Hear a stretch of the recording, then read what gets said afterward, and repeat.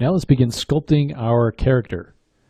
So we'll take our character, and right now it's at a level that we can kind of move the polygons around, but we can't really add any new sculpted detail. And so we want to start to subdivide our model. So we're going to go down to geometry. Right now you can see there's no subdivision levels. So to subdivide it, we can hit divide, or we can hit Control D, and now you can see that it's taken every quad and made that into 2 quads. We can go up and down our subdivision levels.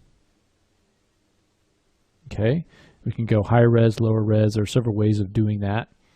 Okay, D will take you up. Shift D will take you back down. And so you're going to go to kind of a higher level, and you can begin to add a little bit more detail. So here we'll go back to the standard brush. I'm just going to hit S and then T.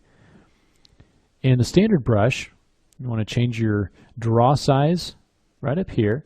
You can also hit S and change it that way by sliding this around. And you want to make sure that Z add is on if you want to pull out, Z sub if you want to push in, and then Z intensity kind of indicates how much strength you're using. So now, and I still got symmetry on, I can come in here, and if I want to just kind of pull these tentacles out, I can just kind of drag across those, and you can see how that stroke sort of differs from the move kind of capability that we were using.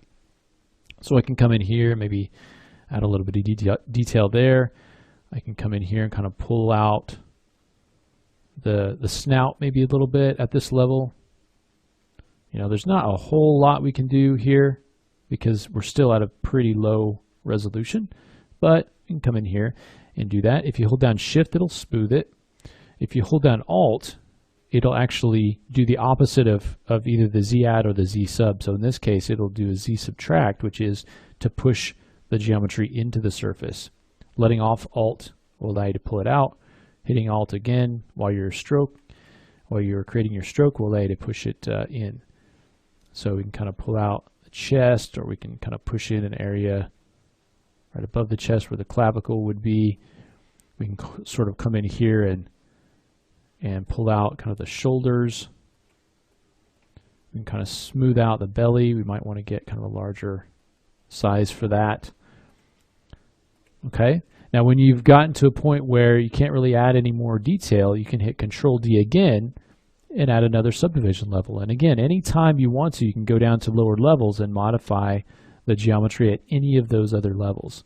So let's take it up to maybe level 4. And now I'm going to use a slightly different brush. Let's use the clay buildup, which is one of the more popular brushes. And this works a little bit differently. This is going to allow us to sort of, just like clay, start to kind of build up detail here. So we can come in and say, okay, I want to, along this snout, I want it to kind of come in and have the mouth kind of underneath it. Change the brush size. And we can always go back in and kind of smooth this out. But it's a little bit more like adding material to the sculpt versus just kind of pulling things out. And so if you've come from a more of a traditional background, that may be a little bit nicer for you as far as the the way that it works. You can come in here and just kind of around the snout. I'll start to add a little bit of kind of striations coming around here so that it's not just completely smooth. We can come in across here and start to add a little bit of detail on the brow.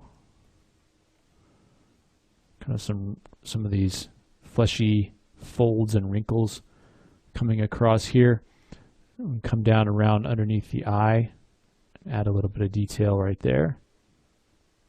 And again, I'm just going back over and kind of smoothing it out as I go, but it just helps me kind of build up these overall shapes. It kind of gives it a little bit more of an organic look. You can come across kind of here and right along the sides, and it just kind of helps add a little bit more detail to this. Again, just kind of smoothing it out. Same thing kind of on the back.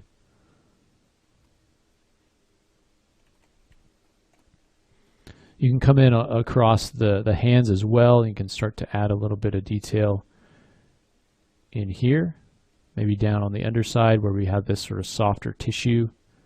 Again, just kind of smoothing it out. Think about where the flesh folds would be, so kind of under the legs. We can start to, add a little bit of this detail under the legs. Okay, think about, around the forearm there, or, around the hand where you've got these folds. So just start thinking about that. You can also think about things like the shoulder blades. Kind of come in here and make those. Again, just kind of smoothing things out as you go. Maybe under the head. And you can turn off the floor if you want to. And again, just kind of smoothing this out. So I really like the clay buildup. It really allows you to kind of create these masses and shapes on your model. It gives you kind of that irregularity that really makes it look good. You can also come in here, for instance, on the snout, and we can push that in. I'm just holding down Alt, and that allows us to kind of push in a hole right there. You can come back in and kind of smooth it out, and we can come back in and add the detail kind of around it. Now, if we want to create sort of cuts, there's a nice tool in here. It's named Standard. It's you can hit D. It's actually named after the artist that created it. But what we can do now is come in, and now this will allow you to create these sort of really nice cuts. So, for instance, on the mouth, we can sort of cut that in and just define these wrinkles a little bit more. Now, again, if you are getting to the point where it's really too soft, you can always subdivide again, as we've just done here, and then we can start to come in and create some of these wrinkles coming across here. And maybe they're not, completely going all the way. You really want to define these areas around the brow.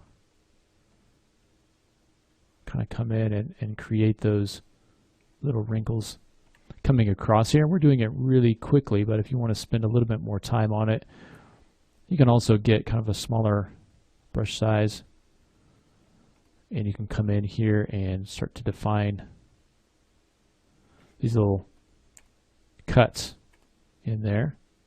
Kind of come in there.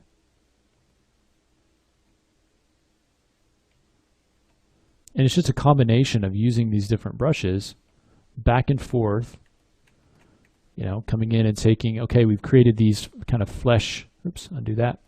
These fleshy areas, we can come in now and kind of better define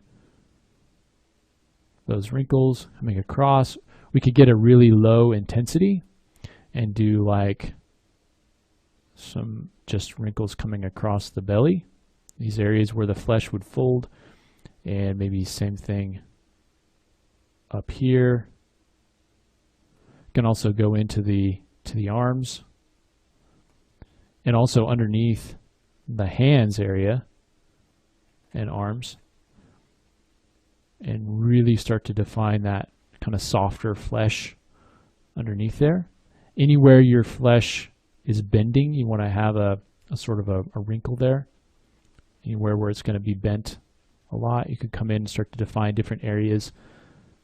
Here we could come in along the back and start to add a few little wrinkles in the back there and kind of smooth them back into the surface.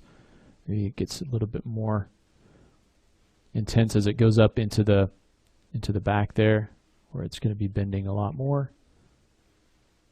You can have some of these little ones coming across.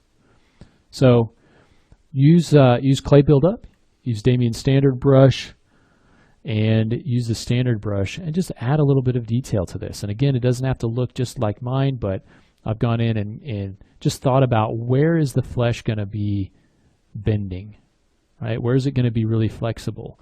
And in those spots, I've added these little bits of wrinkle. Okay, we can come in here, add a few that are sort of going this way. Can better kind of define this area under the eye. Give him sort of a little cheekbone there, coming around the mouth, That's probably going to be pretty flexible as well. So just think about those things as you start to come in and add your sculpted detail and add those large overall shapes, and also any of those little wrinkles. You can also, for instance, you don't have to go in the same direction as we talked about and come in here and really, add some detail in here, coming across the side there. All right.